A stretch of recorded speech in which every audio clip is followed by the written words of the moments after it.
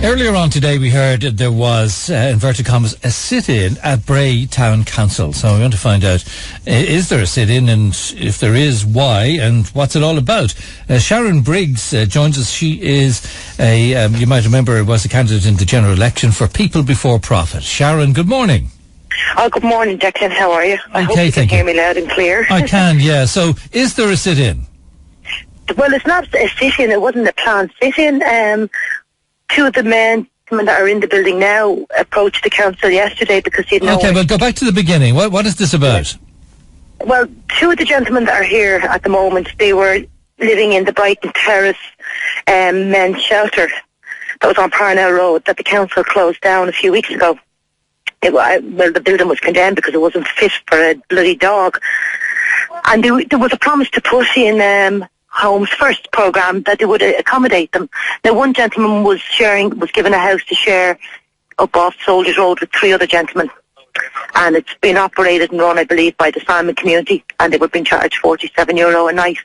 And he had his partner up at the house, and they came and told him, sorry, you're not allowed to have a partner here, and they took the key back and just threw him out without any notice. And the other gentlemen, there were 6 of them that were in that Brighton Terrace house that never got housed. They just were told to leave. And at the moment, some of the lads are actually sleeping on the beach. The gentleman here in question that's in the council offices, he was sleeping on his friend's sofas. But that, of course, your friends will, that burns out. So they both came here yesterday to try and find alternative accommodation and get help from the council. Right. And is Bray Council the authority that doles out the houses? Since the change, is it not the Wicklow County Council? Well, I believe there's a housing officer down in Wicklow, and we tried to make contact with them yesterday, and this person was at meetings all day. And gentlemen, but they don't have transport, so they've come here to Bray Council, because it was actually Bray Council at the time, or the municipal district at the time, who've actually made them homeless. And they didn't offer and give them, as you say, some of them alternative accommodation. And I think they do have a duty of care here, and to find some alternative accommodation and arrangements for these gentlemen. Because there's nowhere to go. This is the sickening side of this now at the moment. And the gentlemen today, the council have locked the building. Gentlemen are locked inside the building. And due to disruptions, it's not a disruption. People are just asking for help to find accommodation. Right, well, let's take us back now. There were 10 people altogether, is that right? 10 men? There was 10 eventually left. There was anything up to 18 people living in that house at one stage. Okay. And these gentlemen, who I had been in contact over 2 years ago, started to tell me exactly the conditions of this house. And they had contacted, I think it was John Brady when he was councillor, or TD at the moment, he was councillor at the time, who worked with them as well. So they were left. They were living in. Because my understanding is that the county council attempted to provide accommodation for 10, and 5 were found places, and one particular person was gone to the Simon community, and then they were asked to leave because of a rule difference of the rules of the Simon versus what the person wanted to do. And that person who was expelled, we'll say, is now one of the people that are in that Bray municipal building. Would that be right? Well, I don't think it was 5 of them that they housed. There was 4 and 6 were, there was 10 left eventually when they came to move and close the building. 4 of them were given the house share up in the Soldiers Road, here off the Balcon Road. Now, they sat down with the Simon community. They were given terms and conditions and stuff like that, and he told them that, if he had a partner, would it be okay for them to visit and this, that and the other, and he was told all that was okay. So he assumed that was all right, and when his partner was there, they turned around and then told him, no, you're not allowed to have anyone here. But I mean, that's not living. That's a prison with conditions. I mean, if you're paying rent, you should be allowed to, especially £47 each a week, they should be entitled to say who they can and cannot have over the mat at the front door.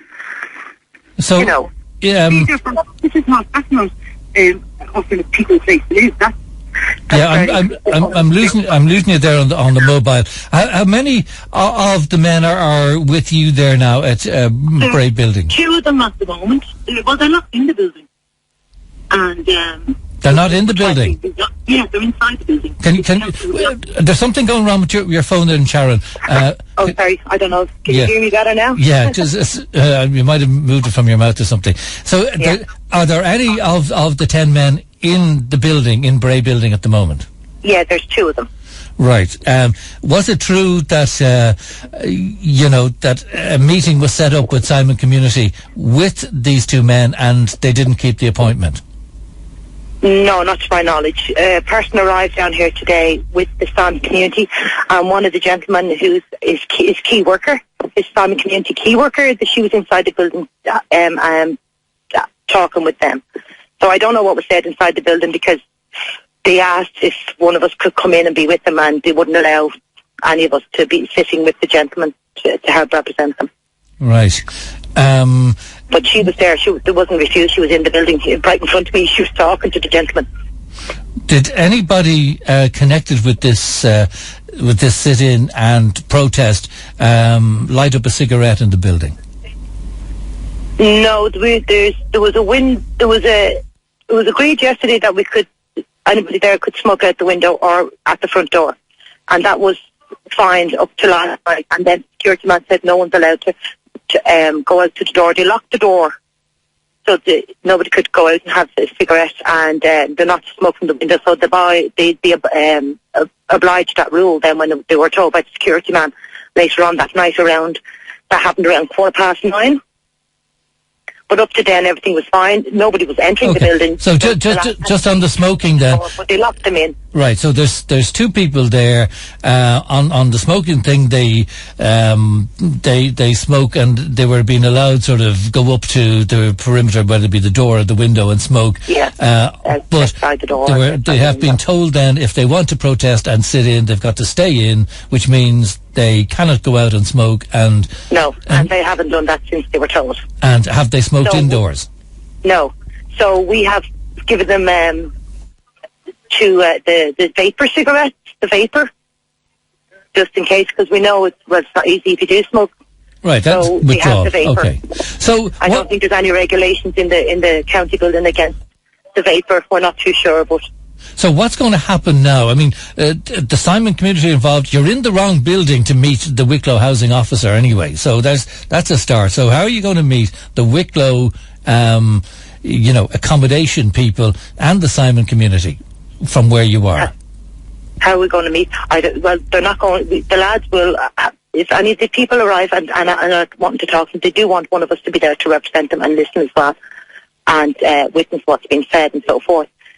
But at the moment, as you say, we're not allowed in. They won't allow the lads to have anybody in. They said they're not allowed to have anybody representing them, and that they're not allowed. They're trying to separate them and to talk to them separately, saying you're 2 different issues.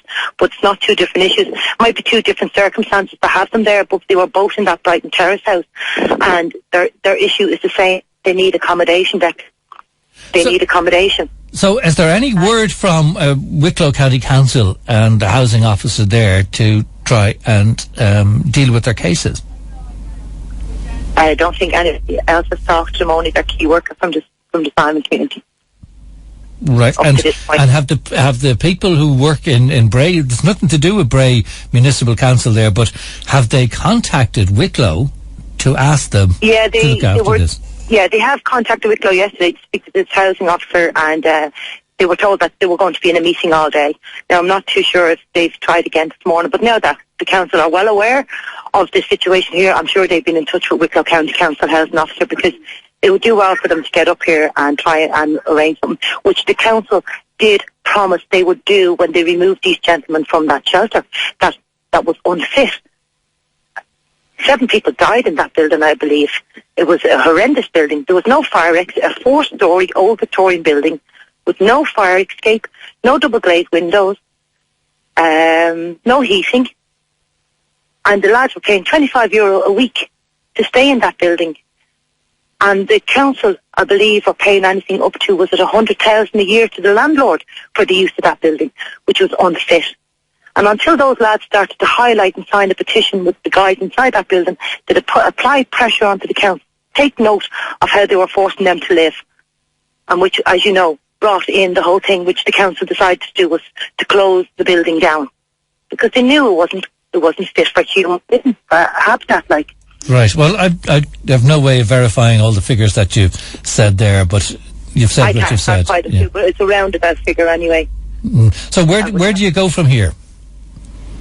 Well, the lads are still inside. They've nowhere to go, Declan. They're actually inside. They're warm and dry. They have the bathroom. They can use the toilet. They're getting food passed into them. If nothing's sorted out, they're going to be... The other alternative is they'll end up sleeping down on the beach with the rest of these guys, which is not going to help any situation. So the council need to move on this. And it's not an issue that they're not aware of. The housing issue has been out there now, and it has escalated in the last 2 years. Everybody and the council are aware of the housing conditions and the housing crisis that's happening, and people need accommodation.